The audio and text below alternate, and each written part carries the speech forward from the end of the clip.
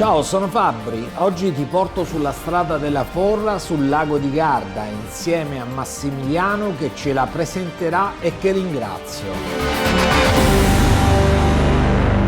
A te Massi.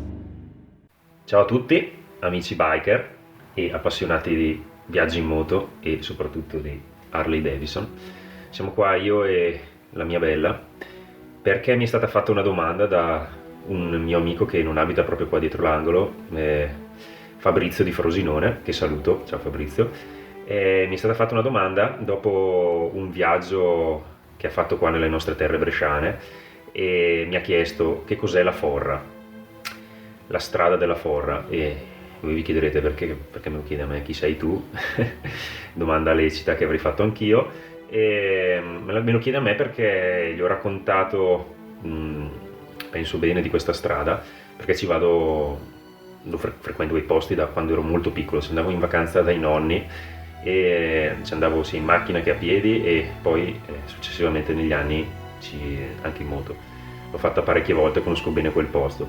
Quindi per tutti gli appassionati che vogliono intraprendere questa strada, vi dico già subito che non è lunghissima, ci sono tantissime bellissime strade lungo il nostro bellissimo lago di Garda, però la strada della Forra è qualcosa di particolare. È stata inaugurata a inizio del secolo scorso, prima a Tremosine ci si arrivava a piedi. La Forra collega Campione del Garda a Tremosine. Praticamente si passa dal livello del lago di Garda a centinaia di metri di altezza, appunto raggiungendo il paesino che è Tremosine. E Tremosine è un paese molto suggestivo. Si snoda, il centro storico è piccolino anche quello, si snoda su una rupe a strapiombo sul lago di Garda e vi mostra un paesaggio mozzafiato dove potrete vedere il Monte Baldo nella sua interezza e gran parte del lago di Garda da una quota considerevole, ecco. La Forra è stata descritta da Winston Churchill come una delle meraviglie del mondo. Vi consiglio di percorrerla. Se siete neopatentati, magari fate prima un po' di esperienza prima di intraprenderla, però ecco, se siete un po' sgamati ad andare in moto, fatela. È una stradina molto stretta che si snoda per le gole della montagna e appunto vi collega a Tremosine. Una volta arrivati a Tremosine vi consiglio di fermarvi a mangiare al ristorante Miralago, molto, molto bello e molto suggestivo. Mangerete su una terrazza a strapiombo sul lago. Ecco, per me questi posti mi toccano particolarmente perché ho dei bellissimi ricordi con i miei nonni, con la famiglia, insomma ce l'ho nel cuore questa strada. Quindi provatela, fatemi sapere e scrivete a me o a Fabrizio su Facebook o i vari social che ci sono, ok? Ciao ragazzi, in bocca al lupo, buon viaggio.